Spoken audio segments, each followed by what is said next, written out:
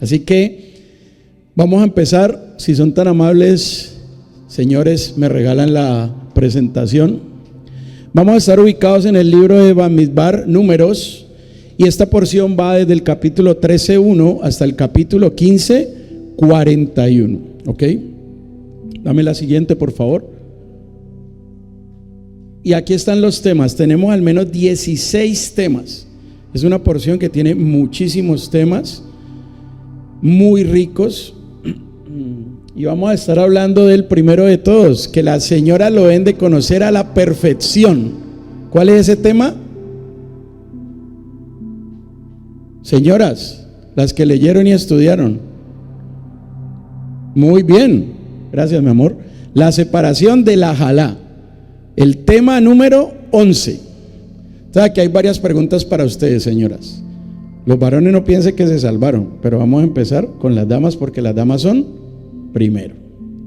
Señoras, ¿qué es la jalá? Muy bien, entonces sería una terumá, ¿ok? Una porción separada. ¿Separada de qué? ¿De dónde sacamos la jalá?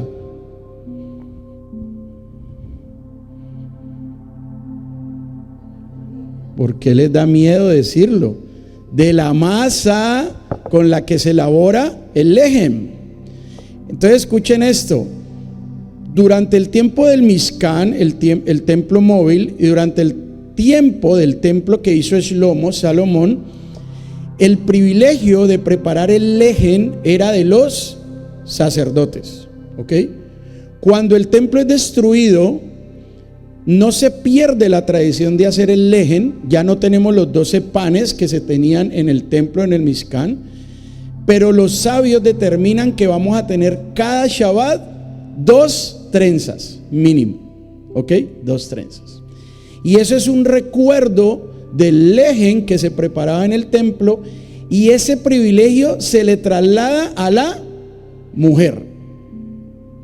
Pero el privilegio que la mujer tiene no es preparar el lejem. Muchas mujeres se equivocan en ese sentido.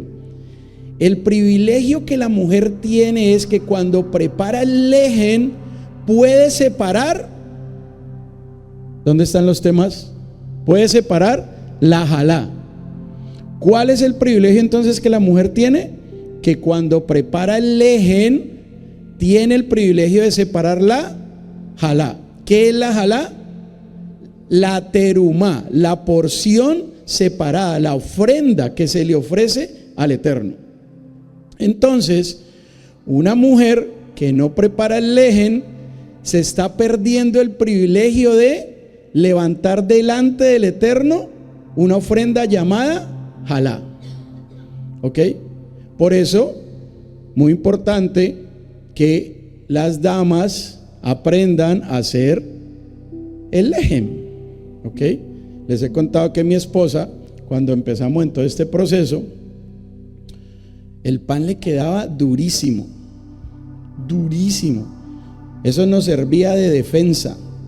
Si con ese pan salíamos a la calle, lo lanzábamos como un boomerang y nadie se nos acercaba. ¿Ok? Nadie. Pero ella no claudicó. Ella no claudicó. Y ya ustedes saben hoy cómo queda el lejem de Sarita. ¿Ok? Pero fue su persistencia por querer que comiéramos pan. No, por querer agradar al Eterno y poder tener ese privilegio de presentar la ofrenda alzada llamada jalá. ¿Sabía usted eso, mujer? Esta parashá le recuerda eso. Y para todas las mujeres que están aquí y nos siguen por redes sociales, si usted quiere aprender a hacer el lejem de Shabbat, puede comunicarse con nuestra hermana Gesed, Piedad, puede comunicarse con mi esposa Sara, y con mucho gusto ya les enseñan cómo hacer el lejem. ¿Ok? Porque por ahí afuera, en el rabino.com, hay muchas enseñanzas raras de Shabbat. Entonces hacen Shabbat con arepas, con empanadas, con hojaldra, y es lejem. Y lejem realmente no traduce pan. Lejem traduce alimento.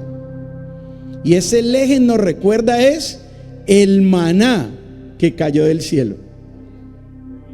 Eso es lo que recuerda. ¿Y qué recuerda el maná? Algo que en hebreo se dice parnasá. Parnasá es que nuestro sustento, nuestra provisión, no depende de nosotros, no depende de nuestros talentos, no depende de nuestro esfuerzo, no depende de un jefe, no depende de mi suerte, no depende de mi esposo, depende de quién, de Akadosh Baruj Hu. Hay una parte que tenemos que hacer, obviamente, pero Él es el que nos da la fuerza para hacer las riquezas, para que seamos cabeza y no cola. Por eso es que si a usted le dicen hoy, Congregación Mahanaim, les vamos a abrir un pedacito de cielo, todos los días ustedes van a recoger maná. Y el viernes van a recoger una porción doble para que en Shabbat no tengan que recoger. Esa fue la propuesta que le hicieron al pueblo de Israel. Y la escritura dice que Israel se cansó del maná. ¿Por qué se cansaron del maná? Si era un alimento celestial, extraterrestre, que sabía lo que usted quisiera que supiera, kosher obviamente. ¿Por qué se cansaron del maná? Se cansaron del maná porque el maná tenía un atributo especial. Moshe y Aarón, que eran los líderes del pueblo, podían ver el pecado de todos aquellos que comían maná. Y entonces, ¿por qué se cansaron de comer maná? ¿Por qué? Porque se revelaba el pecado. ¿Y cuál fue el pecado más grave de Israel durante el desierto? Lashon Hara. Lashon Hara. Y Lashon Hara implica no solamente maldecir. Lashon Hara implica sobre todo quejarse. Y nuestro Rab nos hablaba la porción pasada de eso, de la queja. Es una de las peores características que puede tener un ser humano delante del Eterno, la queja. Y por eso cuando vienen situaciones adversas, situaciones difíciles a nuestra vida, es cuando se nos prueba la emuná, la fe, el bitajón, la confianza, para saber qué es lo que sale de nuestra boca. ¿Sí ven el secreto tan grande que hay en la jalá? ¿Me dan los temas, por favor?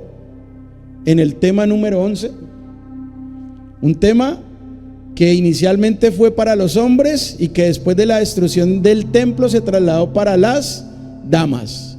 Así, señoras, que si ustedes quieren tener el privilegio de presentar delante del Eterno la jalá, la terumá separada, la porción separada, hay que hacer el lejen. No, Rab, es que eso me queda duro, eso me queda cuadrado, eso me queda triangular, eso yo no sé cómo me queda. A mi esposa también le quedó así. Es un proceso, pero hay que hacer el proceso. ¿Okay? En esta congregación tenemos la bendición de que las mujeres preparan un lejen espectacular. Espectacular. Cada Shabbat tenemos un lejen más rico. Es una bendición. El único problema es que nos engordamos, pero es delicioso. Entonces, de estos temas, la jalá es un tema muy especial. Y hay otro tema para los varones, es el último tema, los tzitzit o tzitziot. ¿Qué son los tzitzit? Los hilos. ¿Ok? Los hilos. Este talid que ustedes ven que portamos no es el talid original del que habla la Torah. Si ustedes vieron los preceptos que la parashá tiene, ¿cuántos preceptos tiene esta parashá? 3, muy bien. 2 positivos y 1 negativo. Y de esos preceptos hay uno que me habla de lot tzitziot. Ahora la pregunta, varones, ¿ustedes saben qué significa esto? Varones, ¿ustedes saben qué significan los 5 nudos que hay aquí? Muy bien. ¿Y qué significan los hilos? Muy bien, los 613 mandamientos que según el judaísmo hay. Entonces, cuando tenemos nuestro talit katán, el pequeño, la camisilla, que nosotros la usamos por dentro, no por fuera, nosotros la tenemos aquí adentro, y cuando a usted esos nudos le tallan por aquí, por acá, es el Eterno recordándonos, varones, que hay que cumplir la Torá. Y cuando los hilos se le enredan y a usted le pica y le incomoda, es el Eterno recordándole que hay que cumplir los mandamientos. Y si usted no usa talit, pues usted va como un ave libre, a su desgracia, porque no quiere que nadie le recuerde lo que tiene que hacer. Ese es el propósito del talit. Y cuando usamos un talit como este, que es para rezos, es porque tenemos el privilegio de tener una Torá fuera, y por respeto a la Torá usamos el talit y nos cubrimos cuando la Torá se abre y cuando recitamos el Shema Israel. ¿Sabía usted eso, varón? Entonces esto no es solamente para ver cómo luzco con el talit, cuál es el talit que me sale con los zapatos. No, es un mandamiento. Es un mandamiento. Hay muchas personas que equivocadamente, varones, piensan que las prendas religiosas te hacen santo, y nada más alejado de la realidad. Es quien porta las prendas el que le da la dignidad a esas prendas. Entonces, por más kippah, por más talit que usted use, si usted no le da la dignidad a esas prendas, de nada sirve. ¿Recuerdan a nuestro maestro cuando dijo: sentí que poder salió de mí? Y fue una mujer que se le acercó. ¿Y qué tocó esa mujer? Sus tzitziot, sus hilos. ¿Y qué le dicen sus discípulos? Maestro, estamos en medio de esta multitud y tú nos vas a decir que quién me tocó. Pues mire este poco de gente, ¿cómo así que quién lo tocó? No, él sabía que no le habían tocado el brazo, no le habían tocado la cabeza. ¿Qué le tocaron? Los tzitziot, los hilos. Y era tanta la dignidad que Yeshua le dio a sus prendas religiosas, que ¿qué pasó? Cuando esa mujer tocó los hilos de Yeshua, poder salió de él. Poder, fuego, la presencia de Hashem, la Shejiná misma. Por eso es el varón el que le da la dignidad a sus prendas. Por eso es que el talit no es para estar dejando por ahí tirado, ni la kippah, ni el sidur, ni los libros de Torah, porque se supone que somos los dueños de todos estos artículos religiosos, los que le damos la dignidad a todos nuestros artículos religiosos. Es muy importante que usted sepa esto. ¿Estamos claros hasta aquí? Quería empezar por estos dos temas, porque son temas que los he tratado en años pasados, pero me gustan muchísimo, no podía dejar de mencionarlos, ¿ok? Así que ahora vamos a ir con los temas que vamos a ver en este Shabbat. ¿Están interesados en aprender? Bueno, vamos entonces, dame la siguiente por favor. Aquí están los tres preceptos que tenemos en esta porción. Precepto 385 al 387. En el capítulo 15-20 vemos la halá. En el 15-38 el de los tzitziot. Y en el 15-39 una prohibición que hasta hoy es discutida su interpretación por los sabios. La prohibición de explorar tras el corazón y tras los ojos. Prohibición de explorar tras el corazón y tras los ojos. Pregunta: de acuerdo a la perspectiva hebrea, ¿dónde queda el corazón de una persona? ¿Es este músculo aquí o dónde queda el corazón? ¿Lore? Muy bien, el corazón queda aquí. Para que aprendamos a ser más racionales que emocionales. Para que aprendamos a tomar decisiones de acuerdo a la racionalidad que la Torah nos enseña. Ayer hablaba con un discípulo que me llama a consultarme cosas impresionantes. Entonces él me dice: Rab,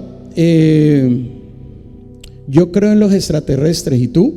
Le digo: yo creo en el Eterno. ¿Y los extraterrestres? Le digo: también creo que existen, pero yo creo en el Eterno. Rab, yo creo que la tierra no es redonda. No, ¿cómo? Yo creo que la tierra es como una pizza. Yo soy de la teoría terraplanista y me hace unas preguntas muy impresionantes y disfruto mucho con él porque me pone a estudiar, ¿okay? Y hablábamos ayer y yo le decía, pensando en esta parashá, le decía, pueden existir muchas teorías en el mundo sobre diferentes temas, pero nada puede estar por encima de lo que la Torá diga. Eso usted y yo, como hombres y mujeres temerosos de Hashem, estudiosos de la Torá, debemos de tenerlo claro. Por ejemplo, la Torá dice que ¿cuántos días debemos trabajar? 6. ¿Y el séptimo? Entonces hay gente que dice, yo no trabajo pero guardo Shabbat. Imposible. ¿Cómo así, Rab? Yo tengo que trabajar 6 días. ¿Para qué? Para poder guardar Shabbat. Decía una amiga muy sabia, si usted es un caripelado que no le gusta trabajar, usted no puede guardar Shabbat. Wow, yo decía, qué expresión tan profunda. Porque el Eterno no dijo, vivirás de Shabbat en Shabbat. El Eterno dijo, 6 días trabajarás y guardarás el Shabbat. ¿A qué nos invita eso? A que tenemos que producir, trabajar para tener un Shabbat decoroso. Porque esta es una fe que cuesta esfuerzo, cuesta dinero, cuesta lágrimas, cuesta, tiene un precio que muchos no quieren pagar, ¿sí?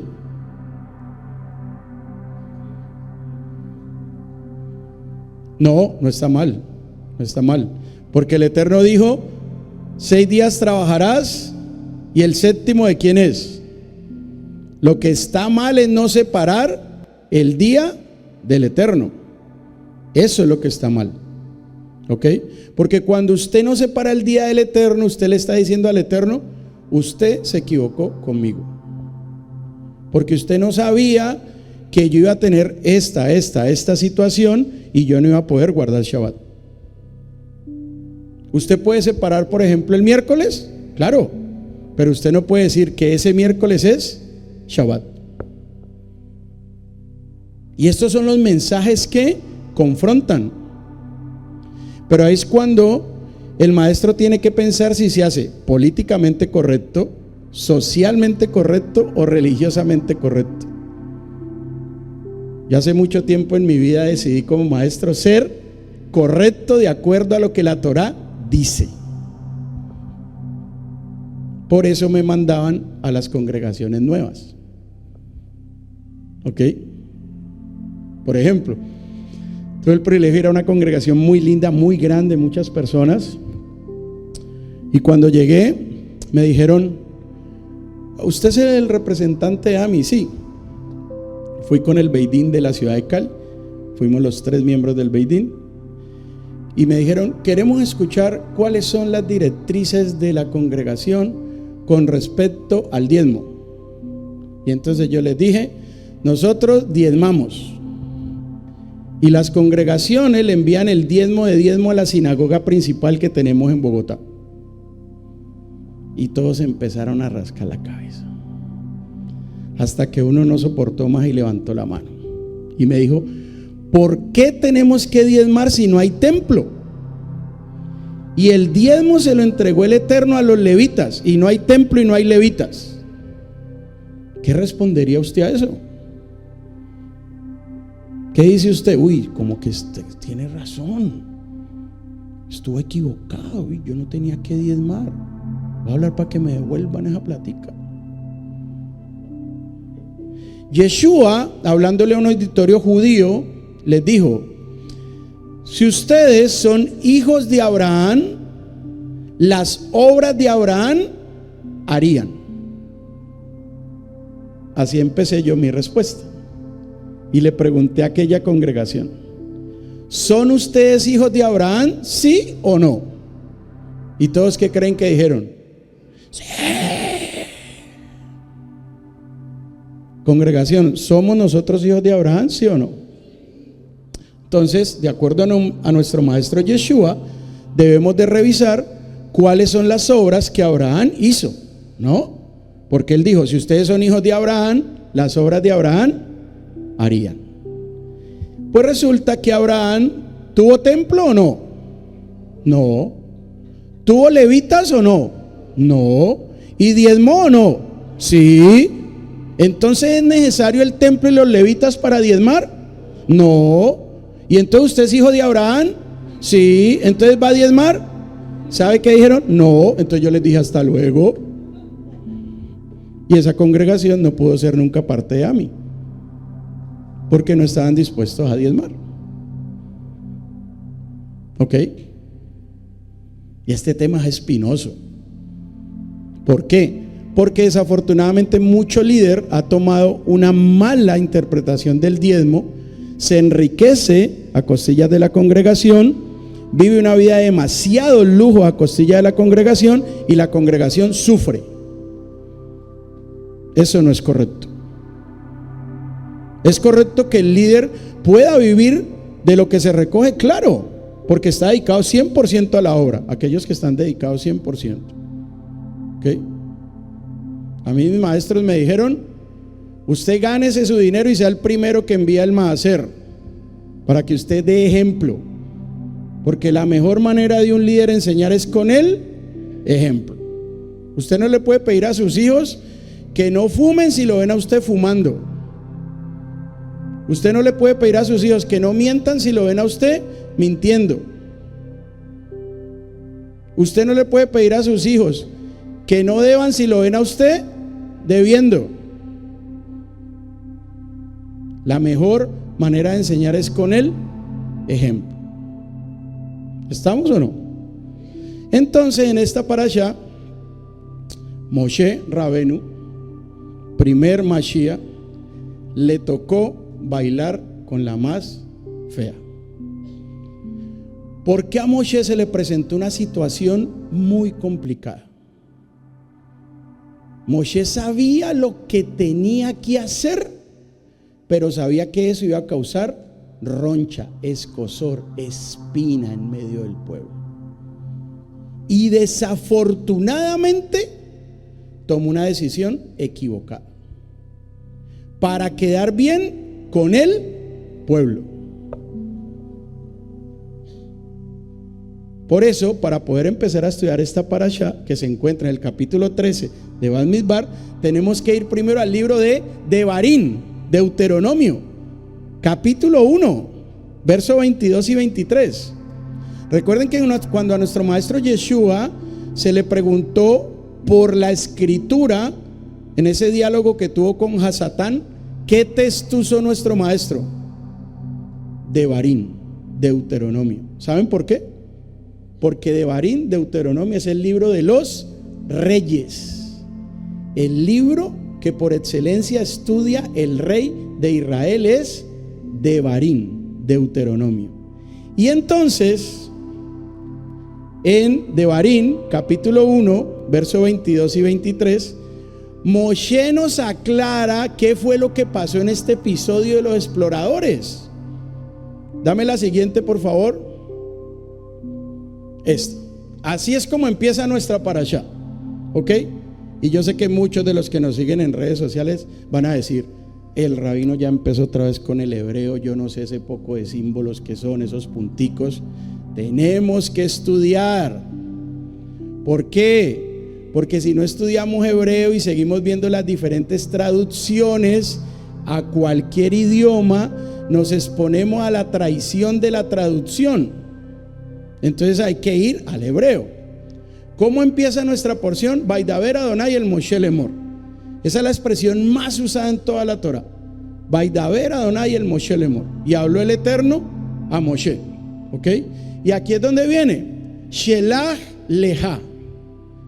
Shelach Leja significa envía por ti o envía para ti. ¿Ok? Y por eso, sé que muchos no leen el hebreo, por eso yo se lo resalto con colores, para que mnemotécnicamente su mente luego haga la asociación de colores. Como esto estaba azul clarito, lo que voy a ver azul clarito tiene que ver con esta explicación. Como esto estaba verde, lo que voy a ver verde tiene que ver con esta explicación. Y lo que está amarillo tiene que ver con otra explicación. Entonces, en el segundo verso de esta parashá encontramos una riqueza textual que podríamos durar años y años estudiando. Es impresionante. Pero Shelach Leja, como empieza la parashá, significa que el Eterno no dio la orden de enviar exploradores. Significa que fue una decisión ¿de quién? De Moshe. ¿No está de acuerdo? Estudie. Devarim, Deuteronomio, capítulo 1, verso 22 y 23. ¿Qué dice? ¿Alguien lo tiene por ahí? ¿Alguien lo encontró? ¿Qué dice?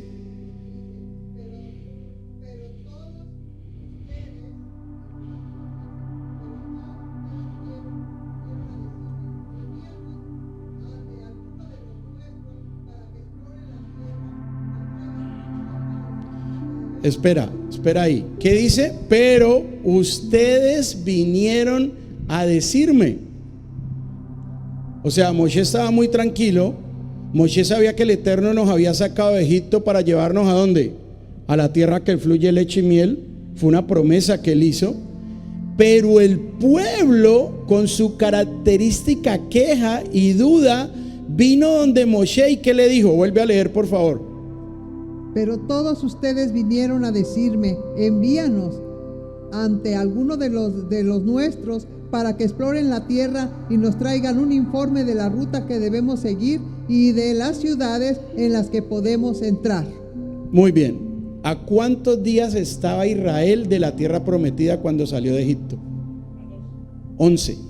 A 11 días, señores. Señora, a 11 días. Era salir y llegar rapidito a la promesa. Y fueron 40 años. Y todo el mundo dice, no, eso es el colmo, esos israelitas. Si yo hubiera estado ahí, si hubiésemos estado ahí, habíamos hecho exactamente lo mismo. Porque somos un pueblo de dura, desafortunadamente. Y tenemos que conocer nuestras limitantes y nuestras debilidades para poder trabajar en ello. Entonces vino el pueblo a decirle a Moshe, envía exploradores para que nos den un informe y nos digan cuál es la mejor ruta. ¿Tenía necesidad el pueblo de eso? ¿Tenía necesidad el pueblo de un informe? De ninguna manera. El Eterno ya les había dicho, yo los voy a llevar. Por eso es que esta porción, me la pones otra vez por favor. Esta porción es Shelach Leja. ¿Ok? Y la porción de Abraham, ¿cómo se llama la de Abraham? ¿No? ¿No la asocian? Lej Leja. ¿Cuál es la de Abraham? Lej Leja. Vete tú. ¿Ok? Es decir, el Eterno le da la orden a Abraham que ¿qué? Que se vaya. Pero aquí es Moshe el que decide. De ahí aprendemos que el Eterno respeta nuestra vejirá. ¿Qué es vejirá? Libre albedrío. Él lo respeta. Equivocados o no, Él lo respeta. Para ver si reaccionamos. ¿Ok? Entonces está una porción que nos enseña las difíciles situaciones a las que se enfrenta un líder a diario. Porque un líder a diario tiene que decidir si se hace políticamente correcto, socialmente correcto, religiosamente correcto, familiarmente correcto, o si decide de acuerdo a la Torá. Y cuesta. A Moshe le costó. Porque ¿qué dice el siguiente verso? Señorita, ¿qué dice el siguiente verso?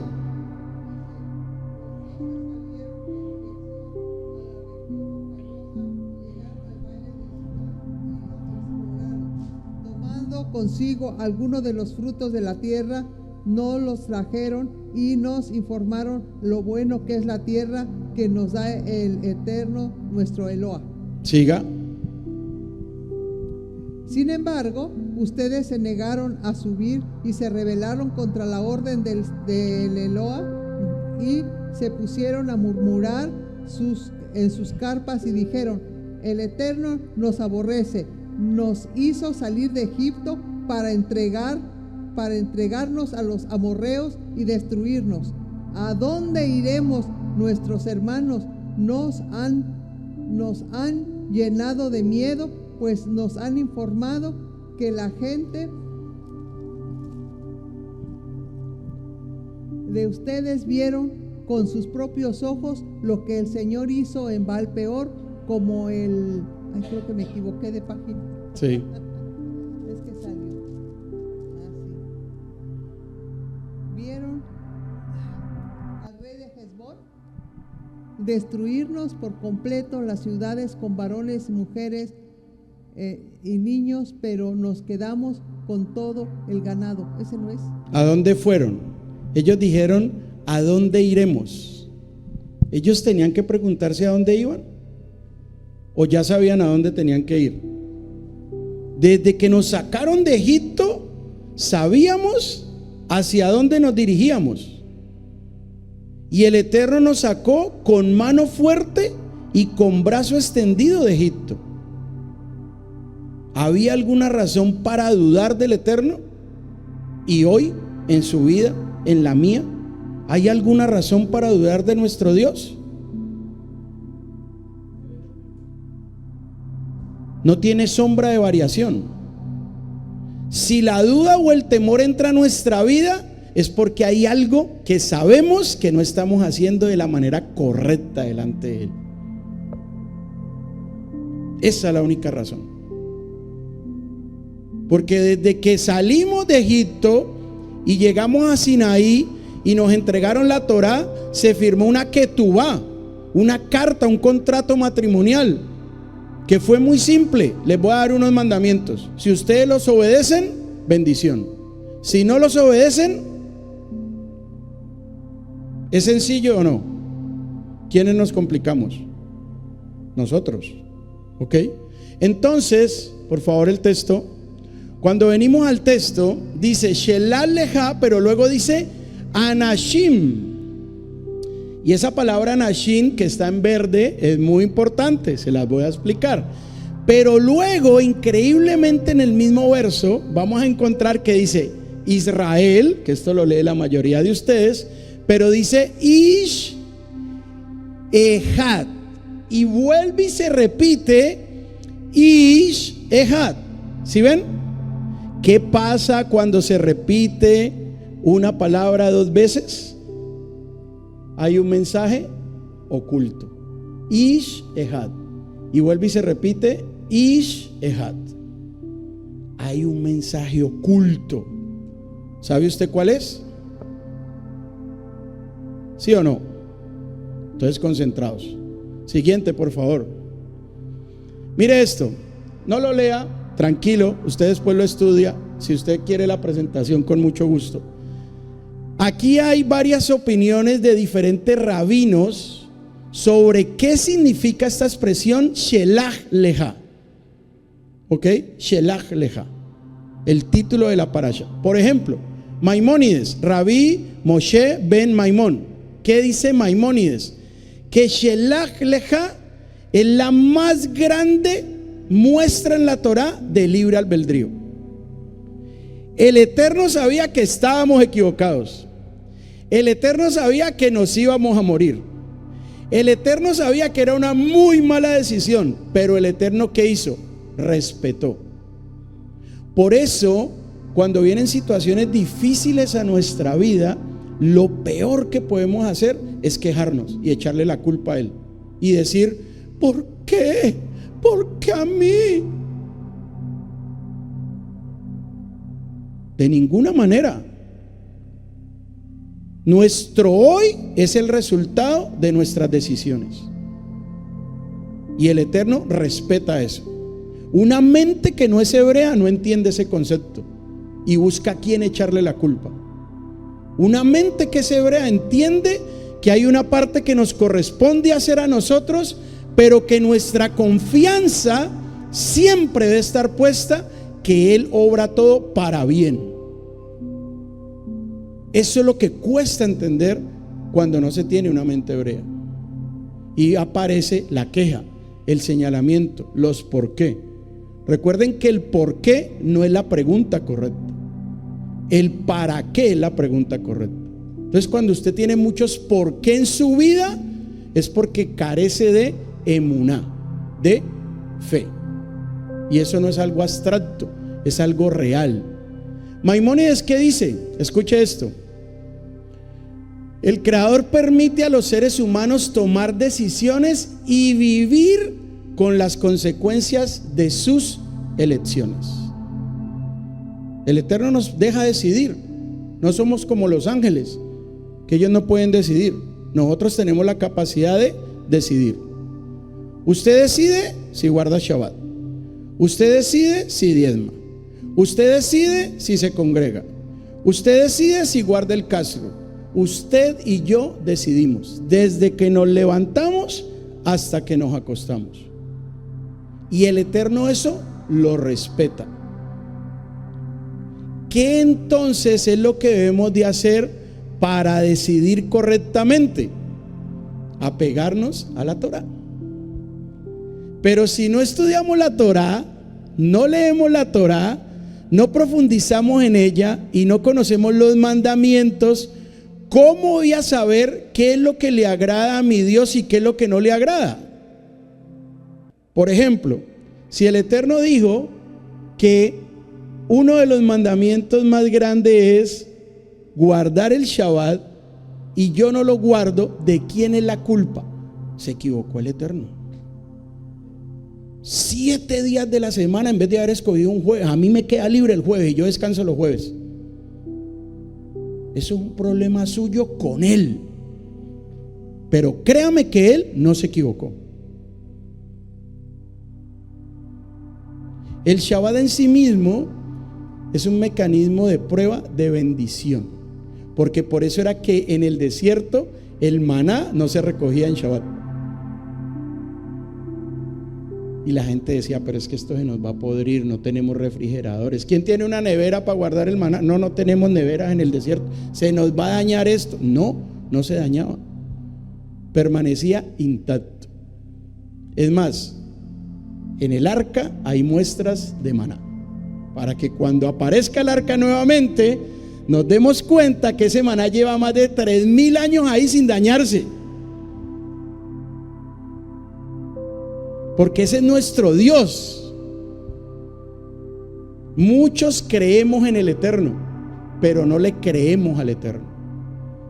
A mi familia y a mí en particular, el Eterno me tuvo que traer a esta nación hace casi 6 años para aprender a creerle a Él. Porque ya creíamos en Él, pero no le creíamos a Él. Son dos cosas completamente distintas. Y la duda es la que nos aparta de Hashem.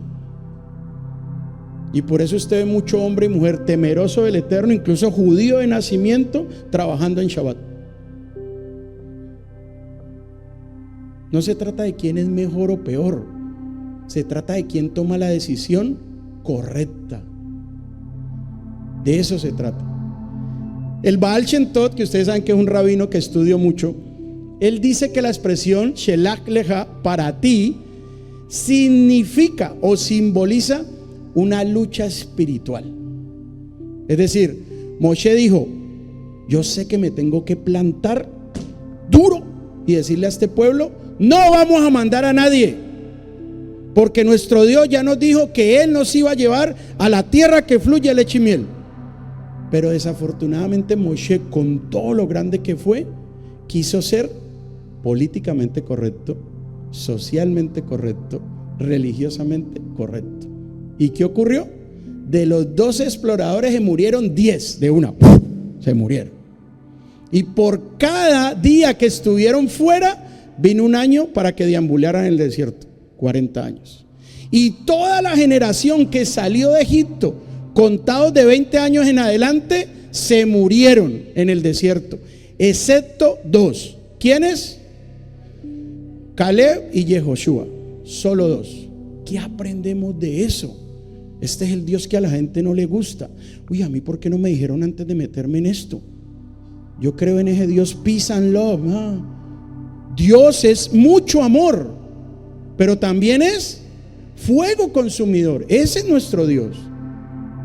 Y no estamos para entenderlo, estamos para conocerlo, para saber cuáles son las reglas de este juego llamado vida. ¿Cuántos conocen el parqués o el parchís? ¿Alguien ha jugado? Los colombianos saben, ¿no?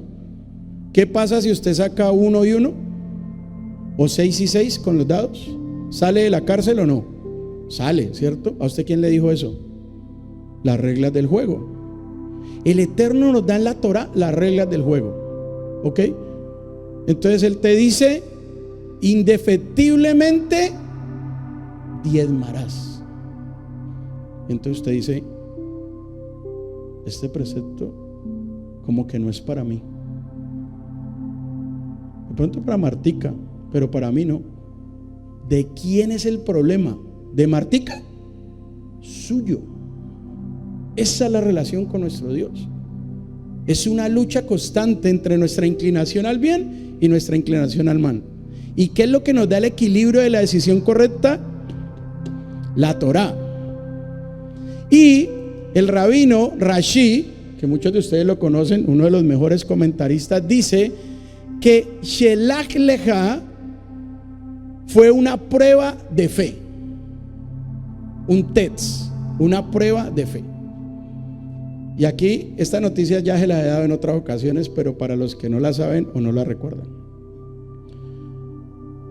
todo aquel que decide caminar con el Dios de Israel queda matriculado en una escuela gratis. Lo bueno es que es gratis, no nos cuesta nada. ¿Ok? Esa escuela se llama la escuela de la fe. Y la escuela de la fe son las diferentes pruebas que tenemos que vivir. ¿Cuántos mandamientos usted conoce? ¿Cuántas pruebas usted tiene que superar? ¿Ok?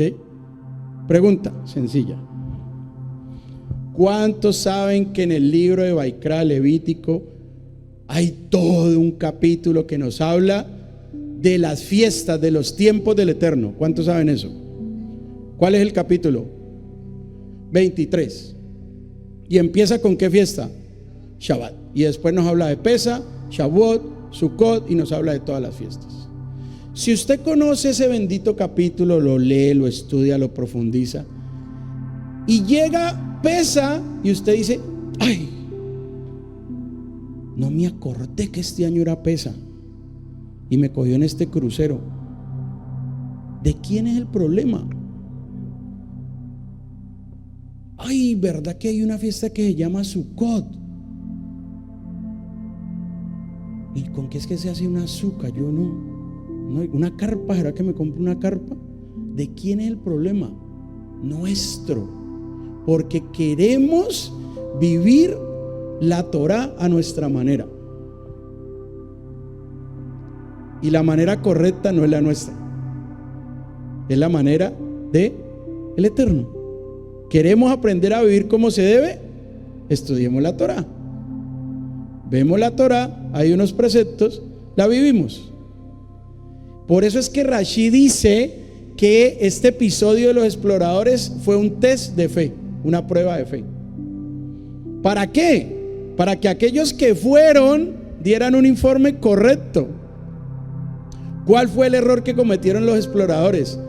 Pensar que la tierra de Israel, la tierra prometida, se iba a conquistar solamente con la fuerza y el poder militar.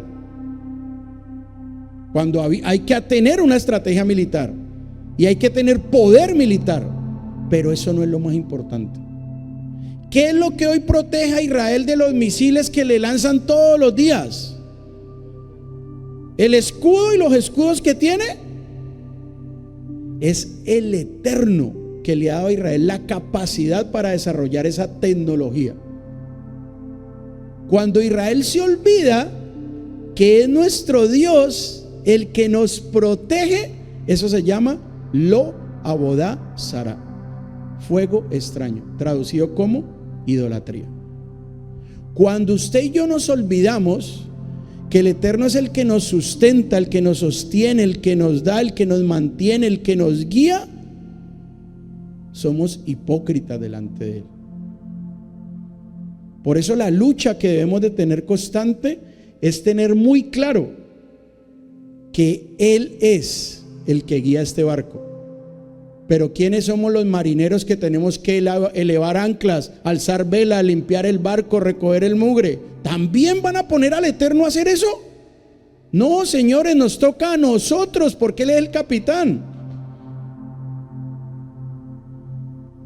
Esa es la relación que tenemos con nuestro Dios. Dame la siguiente, por favor. Mire, ¿recuerdan esta palabra en verdecito o no? ¿O ya se les olvidó?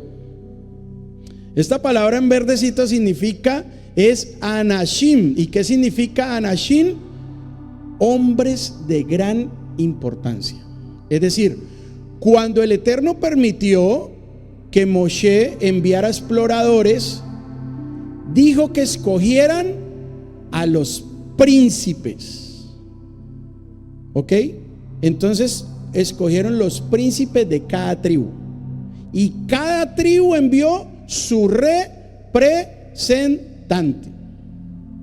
¿Por qué? Porque se suponía que siendo un príncipe, un hombre de poder, de autoridad, un hombre que había sido nombrado, iba a tener la sabiduría y el discernimiento para dar un buen informe. ¿Y qué ocurrió?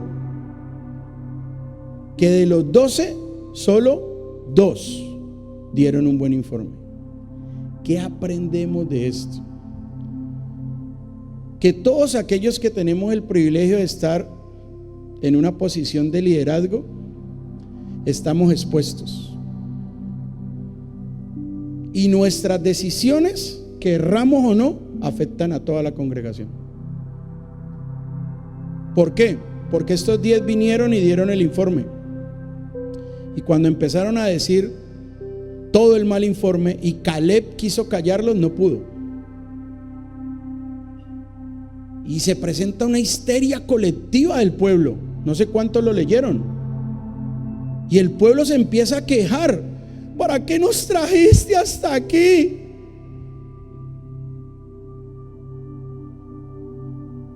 ¿Por qué mejor no nos regresamos a dónde? Y usted lee eso y yo sé que usted piensa, esto es el colmo esta gente.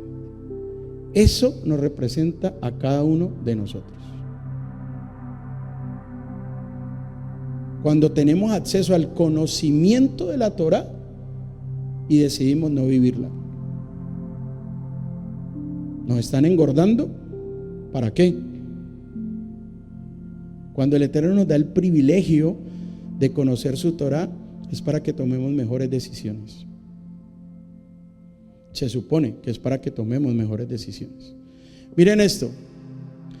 Isforno, un gran rabino, dijo que esta palabra, Anashim, significaba hombres con la capacidad de discernir y juzgar adecuadamente.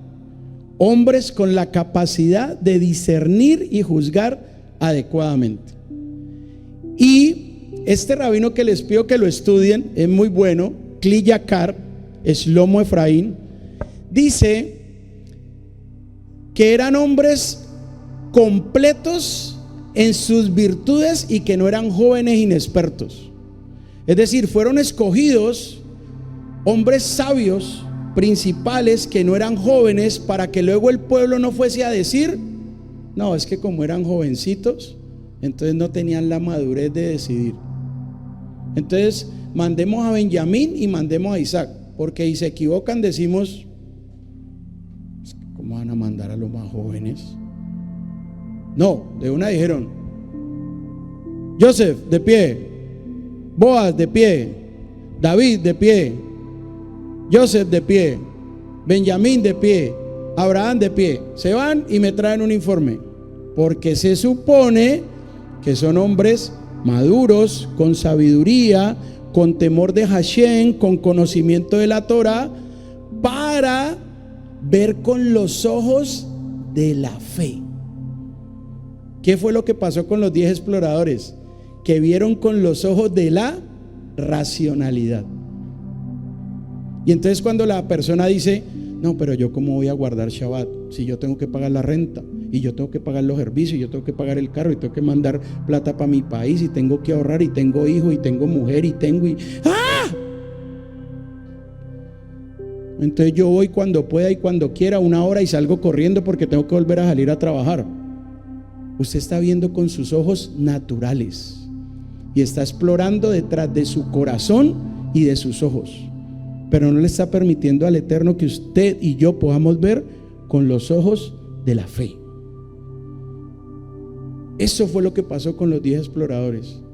Vieron unos racimos de uva gigantes que tenían que cargarlos entre 2. ¿Han visto la imagen? Entre 2 cargaban los racimos de uvas. ¿Y qué dijeron?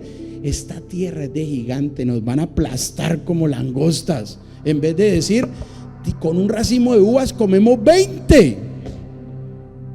Porque usted decide si ver el vaso medio lleno o medio vacío.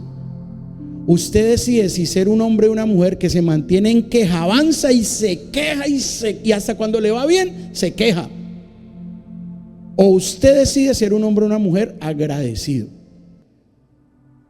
Es una decisión. A eso nos enfrentamos. ¿Usted qué decide? ¿Ser políticamente correcto? ¿Ser socialmente correcto? ¿Ser religiosamente correcto? ¿O actuar de acuerdo a la Torah? Porque socialmente correcto es cuando nuestro entorno familiar nos dice: Joseph, por favor, deja de ser tan fanático. Vámonos el sábado para la playa. Hacemos un asadito en la playa. No pasa nada, nadie te está viendo. Nosotros no le decimos a nadie. Tu rabino no se va a dar cuenta. Marticas, que diezmo, usted para qué va a dar ese diezmo. Vámonos de shopping, Martica, con esa plata. Dios no necesita de su dinero. Y entonces usted empieza: ay, sí, qué pena con mi primo, qué pena con mi hermano, con mi hermana, con mi papá. Entonces su mamá le dice: mi hijo, comas esa carnita de cerdo, que ahora los cerdos son tecnificados. Eso no pasa nada. No sea tan fanático. No sea tan fanático. Y ahí es cuando debemos de preguntarnos: ¿yo qué quiero ser? ¿Quiero ser socialmente correcto o quiero vivir de acuerdo a la Torah? Es simple. Los que nos complicamos somos nosotros. Dame la siguiente, por favor. Mire, esta palabra es muy importante, se repite 2 veces. Israel, Ish Ehad. Ish Ehad. ¿Qué significa Ish? Hombre. ¿Y qué significa Ehad? Uno. Es decir, ¿sabe qué era lo que el Eterno esperaba? Que al ir 12 príncipes, un principal de cada tribu actuaran como un solo hombre y dieran un solo informe, y el informe fuera bueno. Y sin embargo el informe no fue bueno. El informe fue: ¿usted para qué va a venir a Estados Unidos? Esto está lleno de migrantes, esto está durísimo, esto aquí nadie progresa, quédese allá donde está, yo le mando platica pero no se venga. Y usted como el chavo, vea. Porque son personas que no tienen la capacidad de ver con los ojos de la emuná, de la fe. Porque siempre están viendo el vaso medio vacío. Porque siempre están dispuestos a quejarse. Cuando nosotros llegamos aquí, hubo alguien que nos dijo: ¿usted piensa comprar carro?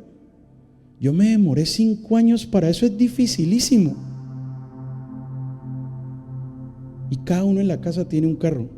¿Porque somos ricos? Porque es facilísimo. ¿Pero qué hay que hacer? Trabajar. Porque si el cielo le cae un carro, lo mata. No le pida al Eterno: Señor, Señor, pídale al Eterno que le dé fuerzas para hacer las riquezas. Fuerzas para hacer las riquezas. Porque muchas veces nos desviamos en el concepto de la fe y no tenemos un Dios que sale de una lámpara de un genio. Tenemos un Dios que nos da las fuerzas para hacer las riquezas a todos, pero hay que salir a trabajar, porque el que no trabaje, mire esto, esta palabra Ish Ejad, que la encontramos en el verso 2 de esta parashá, es una expresión muy fuerte, porque lo que significa es que el hombre en su singularidad como individuo representa a toda una congregación. Y ahí es donde entra la importancia del liderazgo. Diga conmigo esta palabra, capará. ¿Qué significa capará? Cobertura. Entonces, la esposa tiene que rogarle al Eterno que le dé un marido que sea una capará kosher, porque si no, sufre. El que es empleado tiene que rogarle al Eterno que le dé un jefe kosher, porque si no, sufre. Imagina usted donde su jefe, es que quiero decirle que yo necesito 54 sábados de permiso. Y su jefe le dice: ¿usted no leyó el contrato? Aquí trabajamos los sábados. El día que descansamos es el domingo. Y entonces, ¿usted qué hace? Ah, perdón, jefe, sí. No, usted tiene la razón. Sí, sí, señor, sí. Discúlpeme. Yo el domingo se lo dedico a mi Dios. Hello. Está MFT, mirando fuera de la Torah. Muchas veces nosotros solitos, por nuestras decisiones, terminamos como estamos. Y cuando terminamos como estamos, tenemos el descaro de sentarnos a quejarnos. Entonces nos sentamos. Y antes de hablar, vuelve y suspira. Es que si yo hubiese, pero es que como, y tú, a ver, ¿por qué me dejaste hacer eso? ¿Cómo? Señores, tenemos un Dios que respeta nuestro libre albedrío. Y si usted quiere aprender a decidir correctamente, estudie la Torah, lea la Torah, profundice en la Torah, medite la Torah para que pueda vivir conforme a la Torah. Porque si usted no vive conforme a la Torah, pues por eso pasan las cosas que pasan. Y no se los digo porque me lo han contado, se los digo porque lo he vivido, porque he sido un cabeza dura, porque me he dado duro contra el mundo por llevarle la contraria a mi Dios. Y no quiero que la congregación le pase eso. Pero hay mucha gente que dice: yo resisto, rabino, yo me doy duro también. Por favor. ¿Cuántos se murieron de la generación del desierto? ¿Cuántos? Solo sobrevivieron 2. ¿Y usted sabe cuánto contaron en el censo? 600,000. Multiplicado por familia de 6, que era la tasa de esa época, multiplique. 6 por 6, 36. 3.600.000. Y se murieron 600,000. Y no fue el diablo, les aclaro.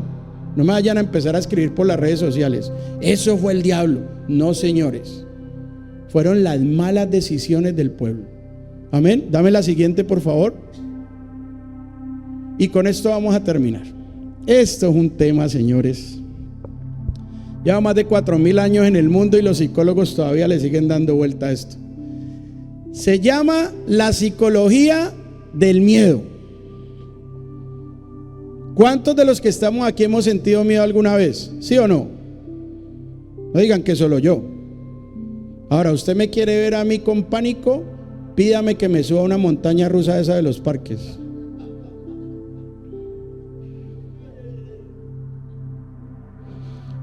La psicología del miedo dice que usted reacciona de diferente manera cuando se enfrenta a una situación que le produce pánico. Cuando usted se va a enfrentar a algo nuevo, a algo que usted no conoce. Por ejemplo, usted consiguió un nuevo trabajo y usted apenas sacó la licencia de conducir, pero le salió trabajo llevando carga en una tractomula. ¿Ok? Y aparte de eso, el primer día le toca dar reversa. ¿Ok? Imagínese. Entonces, esta psicología del miedo dice que hay dos factores que hacen que yo me paralice o que yo avance. Y esos dos factores son las palabras que dejo salir de mi boca y los pensamientos que vienen a mi mente. Muchas de las personas pasamos más del 76% de nuestra vida preocupados por cosas que nunca pasaron en nuestra vida, pero nuestra mente se desgasta en eso. Y entonces usted empieza: ¿y si mañana llueve?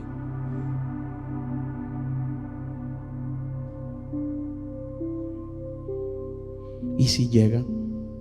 ¿Y si llegan los extraterrestres, Dina? Y la gente vive desgastando su mente en un 76% de cosas que nunca pasan. Por eso aprendí de un gran amigo, que el Eterno lo tenga en su gloria, el doctor Genao. El doctor Genao decía: no se preocupe, ocúpese. ¿Ok? Y yo hoy le quiero decir, congregación, no se preocupe por su situación, ocúpese por llenarse de fe. Porque cuando usted se preocupa, se estresa. Si se estresa, es idolatría. Y si se queja, se acabó de hundir.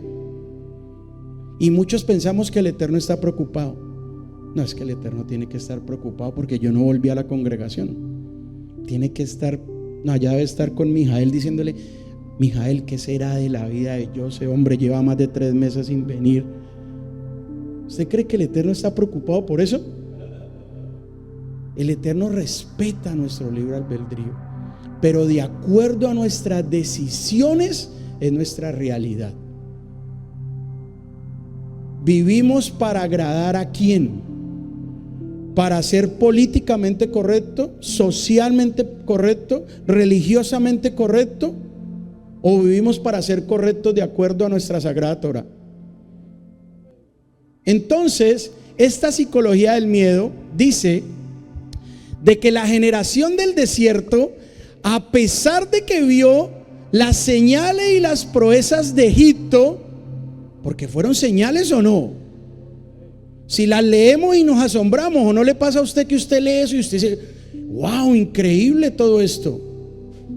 Si pudieron ver las señales y las proezas de Egipto, imagínense, pudieron ver las señales en el desierto, porque es que usted sabe qué es en el desierto, que no se le gaste ni el calzado ni el vestido. Usted tenía aire acondicionado en el desierto, unas nubes de gloria que lo protegían del sol y una columna de fuego que lo protegía del frío, porque en el desierto la temperatura puede llegar a más 50 grados o a menos 50 en la noche. Y la escritura testifica que a Israel no se le desgastó ni el vestido ni el calzado. Pero así todo, sus más grandes líderes, sus 12 nazir, sus 12 príncipes, cuando tuvieron que dar un informe, 10 de ellos se equivocaron. ¿Por qué? Porque desafortunadamente se llenaron de miedo. El miedo, congregación, es un viaje espiritual. Y hay dos maneras de afrontarlo: con valor, con dignidad, con altura, o como el Chavo del 8, con la garrotera. Y usted queda paralizado. Y usted se queja y usted se justifica, pero usted no avanza. Y judío que no avanza y retrocede no es digno de la Torá de Israel. Por eso es que hay problemas en la vida, no todo es color de rosa. Esas situaciones son parte de la escuela de la fe, son pruebas. La pregunta es cómo las afrontamos. ¿Cómo?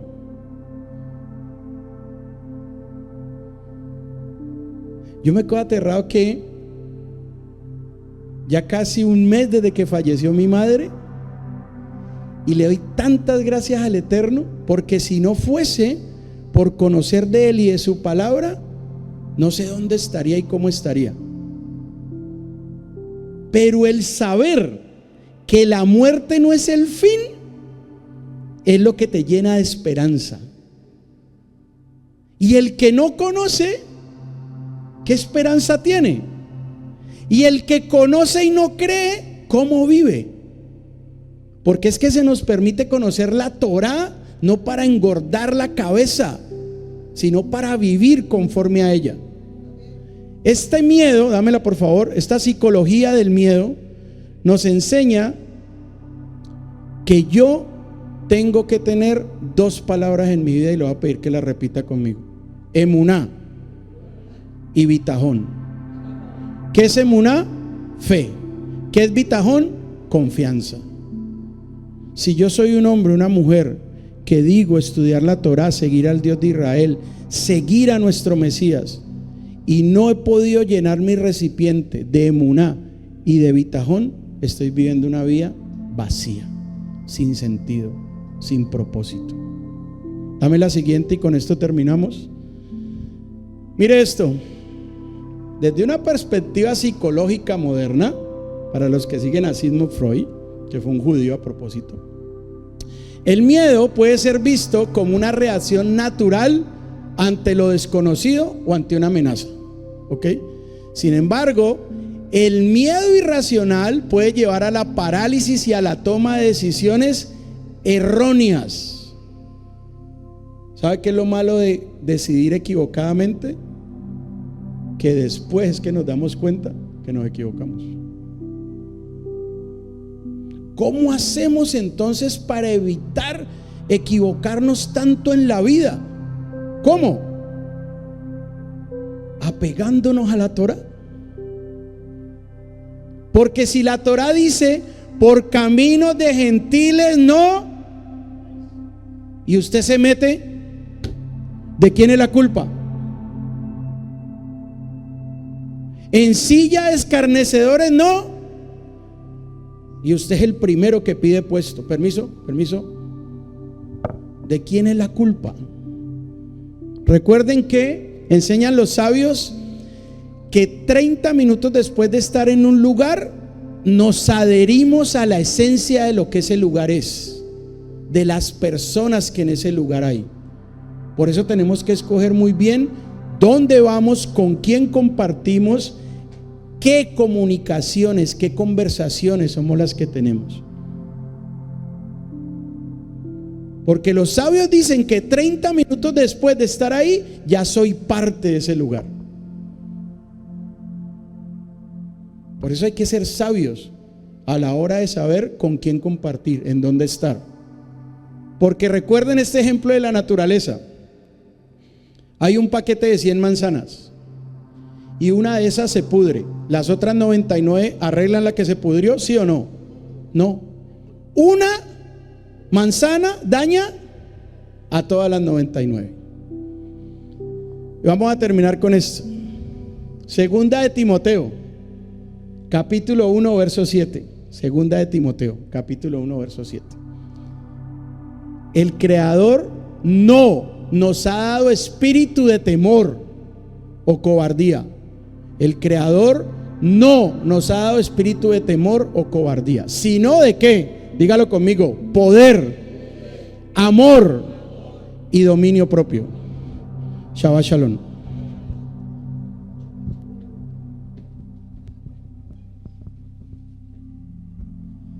¿Qué le parece? ¿Cuáles son las dos, entre otras, las dos palabras? Emuná y Bitachon. ¿Cómo estamos para afrontar esta semana que viene? ¿Qué situaciones ve por las cuales está quizás pasando? ¿Cómo lo vamos a hacer esta semana? Emuná y Bitachon. ¿Qué le parece si nos ponemos en pie y le damos gracias al Eterno porque Él nos permite llenarnos, saturarnos? No hay miedo, no temor, no zozobra, que tenemos emuná, que es fe, emuná, fe y bitachon, confianza. Confianza. Le decimos al Señor que gracias,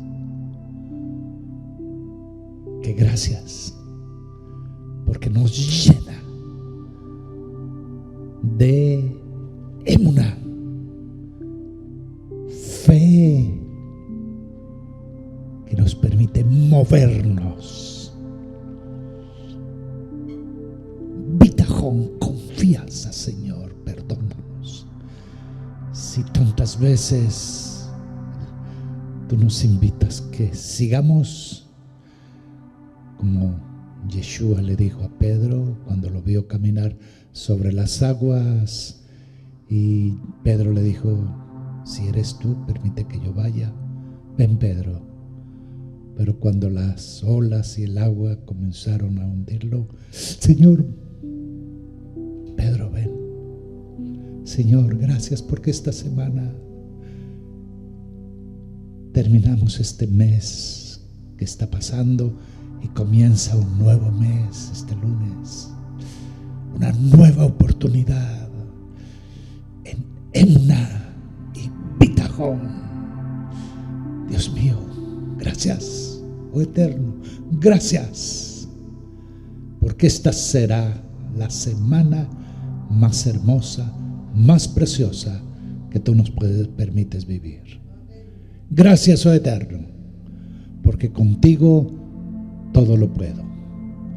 Todo lo puedo, como dice Pablo, Rab Shaul, todo lo puedo en Mashiach, que es el que da, me fortalece.